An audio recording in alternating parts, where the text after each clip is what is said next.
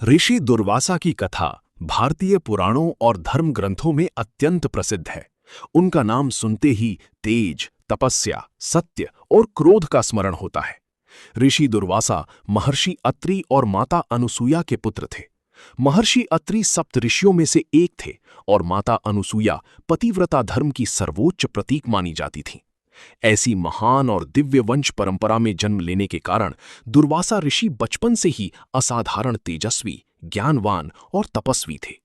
कहा जाता है कि वे भगवान शिव के अंशावतार थे, इसलिए उनके स्वभाव में शिवजी जैसा तेज और प्रचंडता थी। ऋषि दुर्वासा का जन्म त्रेता युग के आरंभिक काल में माना जाता है। बचपन से ही उन्होंने वेद, उपनिषद, शास्त्र और आयुर्वेद का गहन अध्ययन किया। उनका मन संसार के भोगों में नहीं लगता था। वे कम आयु में ही वन में जाकर कठोर तपस्या करने लगे।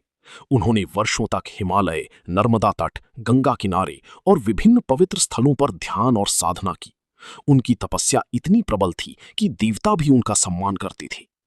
दुर्वासा ऋषि का स्वभाव अत्यंत सत्यप्रिय था।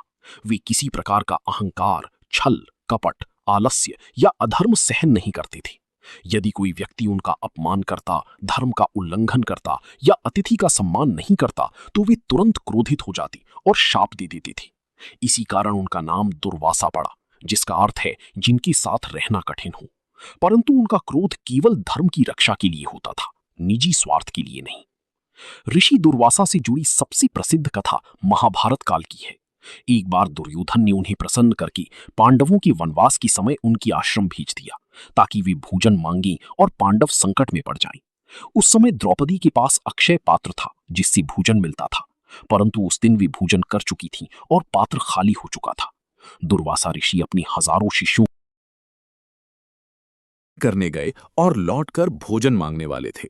द्रौपदी अत्यंत चिंतित हुई और भगवान श्री कृष्ण को स्मरण किया। श्री कृष्ण आए और अक्षय पात्र में चिपका हुआ एक अन्न कण खा लिया। उनकी कृपा से पूरे संसार की भूख शांत हो गई। जब दुर्वासा ऋषि स्नान से लौटे तो उन्हें ऐसा लगा जैसे उन्होंने भरपेट भोजन कर लिया हो। वे बिना भोजन किए ही संतुष्ट होकर चले गए।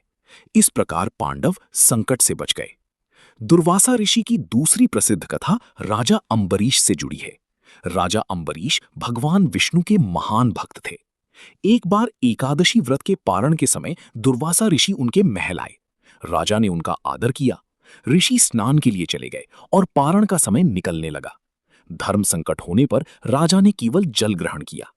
लौटकर दुर्वासा ऋषि ने इसे अपना अपमान समझा और क्रोधित होकर एक भयंकर राक्षस उत्पन्न कर दिया। तभी भगवान विष्णु का सुदर्शन चक्र प्रकट हुआ और उस राक्षस का नाश कर दुर्वासा ऋषि के पीछे पड़ गया। वे ब्रह्मा, शिव और अंत में विष्णु जी के पास गए, पर किसी ने सहायता नहीं की। अंत में वे राजा अंबरीश के पास लौटे। राजा ने विनम्रता से क्षमा की प्रार्थना की और सुदर्शन चक्र शांत हुआ। तब दुर्वासा ऋषि ने राजा की भक्ति और विनम्रता को प्रणाम किया। दुर्वासा का जीवन केवल क्रोध की कथा नहीं, बल्कि तप, ज्ञान और धर्म रक्षा का प्रतीक है। वे लोगों की परीक्षा लेकर उनके भीतर छिपे अहंकार को तोड़ते थे। जहां अधर्म होता वहां वे कठोर बन जाते और जहां भक्ति होती वहां अत्यंत प्रसन्न होकर वरदान देते थे। उन्होंने अनेक राजाओं, देवताओं और ऋषियों को धर्म का मार्ग दिखाया। उनका तेज इतना प्रबल था कि देवता भी उनका सम्मान करते थे। फिर भी वे साधारण जीवन जीते थे, जंगलों में रहते थे, फलाहार करते थे और निरंतर ईश्वर चिंतन में लीन रहते थे। उनका जीवन सिखाता है कि शक्ति, ज्ञान और तपस्या तभी सार्थक है जब उसका उपयोग धर्म की रक्षा के लिए हो। ऋषि दुर्वासा भारतीय संस्कृति में आज भी स्मरण किए जाते हैं। उनकी कथा हमें बताती है कि क्रोध यदि धर्म के लिए हो तो वो अन्याय को रोक सकता है, परंतु अहंकार मनुष्य को पतन की ओर ले जाता है। विनम्रता, अतिथि सत्कार, सत्य और भक्ति, यही उनके जीवन का गूढ़ संदेश है। इसलिए ऋषि दुर्वासा केवल एक क्रोधी ऋषि नहीं, बल्कि धर्म के महान प्रहरी और तपस्या की अमर प्रतीक